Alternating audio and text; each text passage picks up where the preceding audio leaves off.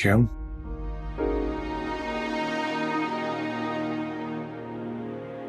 खाओ, खाना खाओ।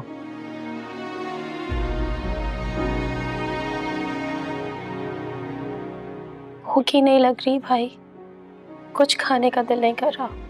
क्यों मरियम, प्लीज खा लो। याद है अम्मी को जब पहली बार फालिज हुआ था, हम सबको लगा था अम्मी हमें छोड़कर हमेशा के लिए चली जाएंगी, लेकिन अल्लाह ने उनको जिंदा रखा। माजूरी के बावजूद भी वो हमारे साथ थी। जानती हो क्यों? क्योंकि अल्लाह जानता था तुम्हें उनकी हमारे से ज्यादा जरूरत है। लोग कहते थे कि मैं उनका ख्याल रखती हूँ, सच ये कि वो मेरा पूरी तरीके से ख्याल रखती थी। मैं कब नाराज हूँ, परेशान हूँ, थक गई हूँ, उदास हूँ, सब जान लेती थी। कौन कहता है अगर मासूर माँ हो तो लाड नहीं उठा सकती? वो तो मेरा पूरा लाड उठाती थी। वो मुझसे ही मेरी पसंद का खाना पकवा कर अपने सामने बिठाकर मुझे खिलाती थी। अम्मी के जाने का दुख तो उम्र भर नहीं जाएगा। मरियम, तुमने उमर भाई से बात की? वो तुम्हें लेने कब आ रहे हैं? बात कैसे होगी?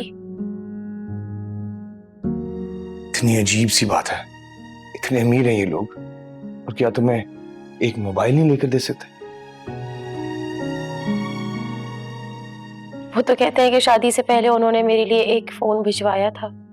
और ये मोबाइल जरूर अपनी लाडली बहन नाजो के हाथ भिजवाया होगा। जी बिल्कुल। अजीब, झूठी और मक्कार लड़की है, मुंह पे साफ साफ झुठला देती है। मरियम, मैंने अब्बू को कुछ नहीं बताया। मैंने खुद बताया था उसे अम्मी की तबीयत का भी और उनके इंतकाल का भी। जानती हूँ,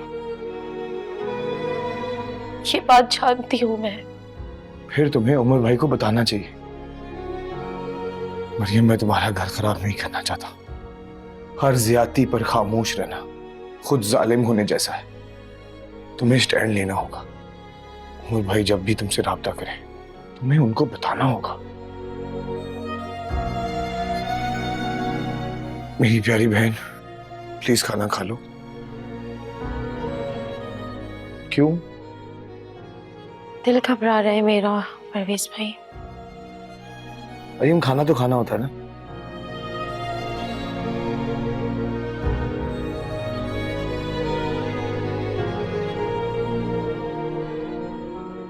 भाई, मैं आपको बता रही हूँ, अगर आप भाभी को इसी तरह वापस लेकर आए ना, मैं आपसे पूरी जिंदगी बात नहीं करूंगी। नाज़ो, मैंने कब तुम्हारी बात से इनकार किया है? लेकिन तुम जानती हो ना कि मरियम के पास मोबाइल नहीं है। और आप भी जानते हैं मोबाइल ना होने की वजह। हाँ, जानता हूँ। उमर, मुझे लगता है तुम्हें डायरेक्ट जाकर बात करनी चाहिए। उसके भाई से गलती हुई और पहली दफा नहीं हुई कि इसको ऐसे माफ कर दिया जाए। तुम्हें जाकर उसके अब्बू और उसके भाई के सामने, सबके सामने ये बात रखनी चाहिए। मैं अभी जाना मुनासिब नहीं है। मैं उसके अब्बू को कॉल करता हूँ।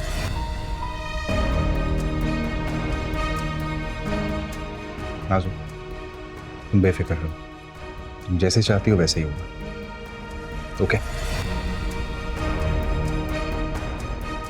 इससे भी तो पता चले नाज़ो की इस घर में अहमियत क्या है।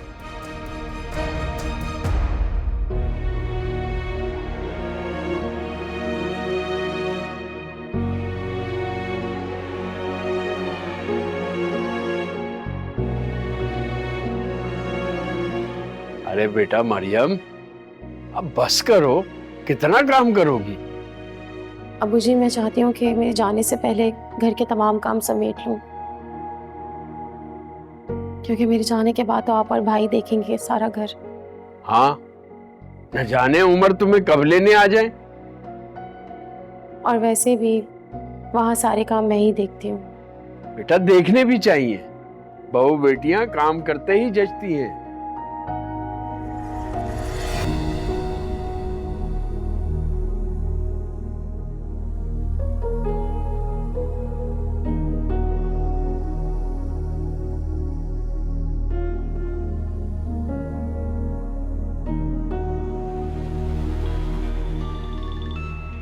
अरे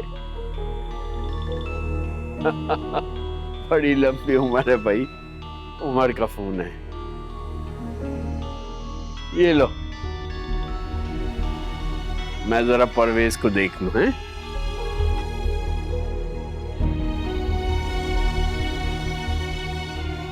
अस्सलाम वालेकुम। वालेकुम अस्सलाम। कैसे हैं आप? आपने एक बार भी मुझे फोन नहीं किया, ना ही मिलने आए।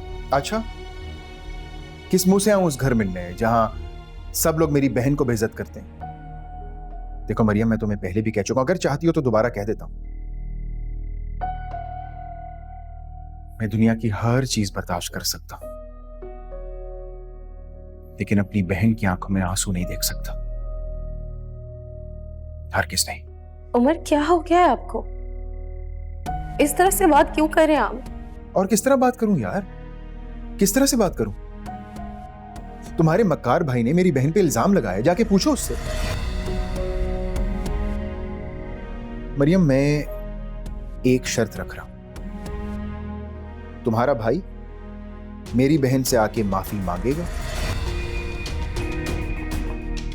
तभी तुम इस घर में वापस आ सकोगी, वरना नहीं। उमर, उमर, उमर, मेरी बात सुनो आप। उमर, हेलो।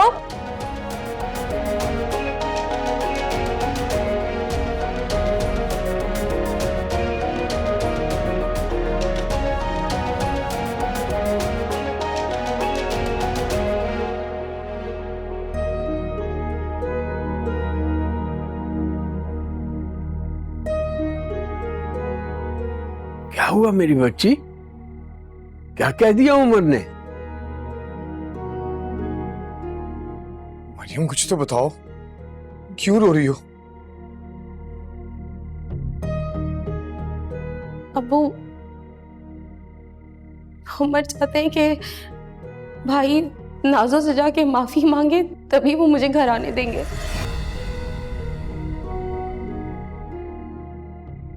क्या पागल हो गए हैं वो? उमर भाई इस कदर जालिम हो गए, मैंने सोचा भी नहीं था। मामला क्या है बेटा? वो क्यों परवेज से माफी मांगने का कह रहा है? परवेज ने ऐसा क्या किया है?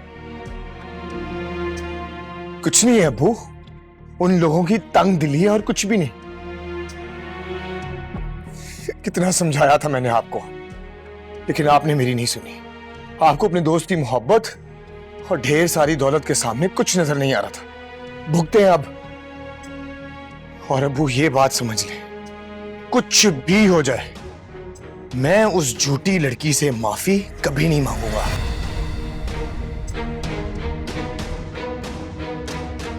जरा सा भी खुदा का खौफ नहीं है इन लोगों को। मैयत के घर में मजीद दुख के बीज बो रहे हैं।